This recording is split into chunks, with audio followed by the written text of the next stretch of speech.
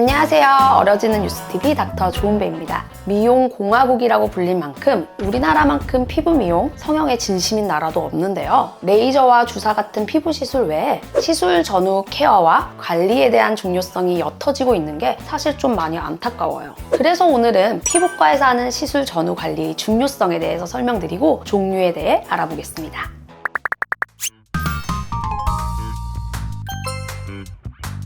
시술 전 관리 목적의 첫 번째는 시술 당일 피부 상태 파악에 있습니다. 피부 시술을 받을 때에는 관리실에서 클렌징을 하는 것부터 시작하는데요. 메이크업과 노폐물을 깨끗하게 지우는 것이 제일 중요하고요. 메이크업을 지운 후 환자의 피부 상태 파악을 꼭 해야 한다는 겁니다. 심한 피부염이 있다거나 문제가 있다고 판단되면 담당 관리사가 의사에게 노티를 하고 시술 전 필요한 투약이라던가 전처치를 할 수도 있고요. 또 불가피하다면 그날 시술을 미룰 필요도 있어요. 이 부분이 공장형 대형 피부과에서는 부족한 부분 중 하나예요. 두 번째는 시술 전 부스터 목적의 관리입니다. 클렌징이 끝나면 여러 가지 피부 관리 기계를 사용하여 케어를 진행하게 되는데요. 가장 큰 목적은 시술을 받기 위한 최상의 피부 상태를 만드는 것과 당일 맞는 시술 효과의 시너지를 노리기 위함이라고 볼 수 있어요. 대표적인 것이 각질 정리와 비타민C 미백 관리인데요. 또 마취 크림을 바르는 것 역시 이 목적에 해당한다고 볼 수 있습니다.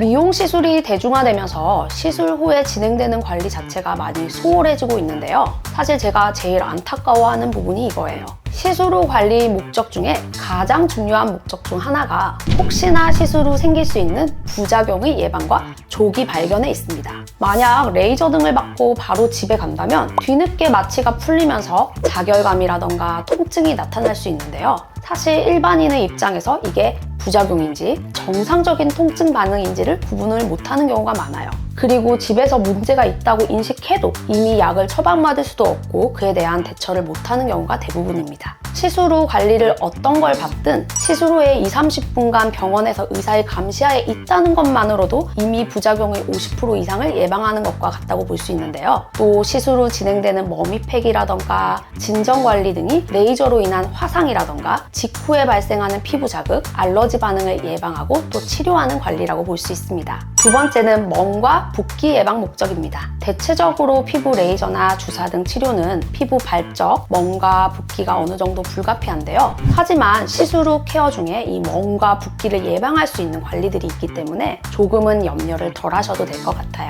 또 많이들 하시는 리쥬란 스킨 부스터 역시 멍과 주사바늘 자국뿐만 아니라 얼굴이 올록볼록해지는 엠보가 걱정거리 중 하나인데요. 주사 시술 후 초음파 관리를 해준다면 이 엠보 현상이 완화되면서 또 동시에 약물을 빨리 흡수시키는 시너지 효과도 같이 얻을 수 있습니다.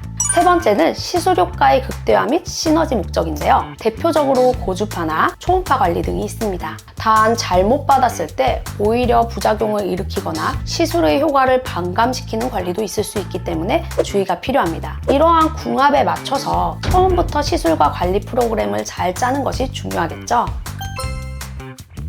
첫 번째로 가장 심플하면서 대중적인 것이 LED 마스크입니다. 한때 가정용 LED 마스크가 인기를 끌었을 만큼 많이 알려져 있죠. 세 가지 컬러의 빛을 방출하여 세포의 재생산을 활성화시키고 손상된 피부를 치료하는 의료기기입니다. 받으시는 분들은 아무 느낌이 없기 때문에 별 효과가 있나 싶지만 이 광선이 멍, 붓기, 통증, 염증 완화에 도움을 주어 각종 수술 및 시술 후 관리로 활발히 사용되고 있습니다. 두 번째는 초음파 관리입니다. 메탈로 된 도자를 이용하여 젤을 바르고 러빙하는 방식으로 진행되는데요. 열 발생이 없기 때문에 매우 안전하고 시술로 인해 가해진 자극을 진정시킬 뿐만 아니라 탄력, 화이트닝 등 기능성 앰플 등의 투여 목적으로도 사용되기도 합니다. 또 리쥬란과 같은 스킨 부스터 주사의 흡수를 촉진시키고 엠보 자국을 최소화시키는 기능도 있습니다. 초음파 관리의 경우 시술 전 관리로도 들어갈 수 있는데요. 레이저 시술이 들어가기에 앞서 최적의 피부 환경을 만들어줄 수도 있고 마취 크림을 바르고 진행했을 때 마취 크림 흡수율을 높여주어 시술 시 통증을 경감시키는 목적으로도 이용되기도 합니다. 요즘에는 LDM이라고 하는 초음파 관리를 가장 활발하게 하고 있는데요. LDM 초음파 관리는 여드름, 색소 치료,